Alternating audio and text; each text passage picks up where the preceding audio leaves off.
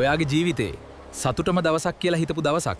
ඒකම ඔයාගේ මැරෙන දවස වෙලා තියෙනවා නම් මේක හිතන්නත් බය හිතෙන කතාවක්. ගමදුවගේ මඟුල් දවසට ගමම සතුටින් පිරුණා. කිරිහාමිට නම් මේක ජීවිතේ හොඳම දවසක්. කෑම ගොඩක් නිසා. කැවුම්, කිරිබත් හැමදේම 7-8 වරක් රස බලනවා. මඟුල් දවසේ පිරිසිදු වෙන්න කියලා අම්මා ඔහුව ලිඳට යවලා.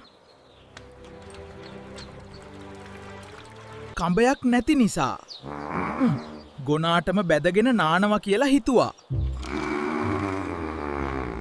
සඟ නමක් දැකලා කිව්වා. ගොනා දුවොත් ඒක වෙන්න තියෙන්නේ එකයි.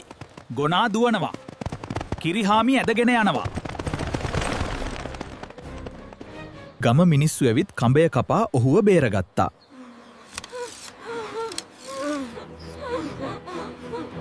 හාමුදුරුවනේ, මම මැරෙන දවසත් කියන්න. සංසුන් වන්න පුතානෝ. හිසත් පයත් එකට සීතල වුණදා.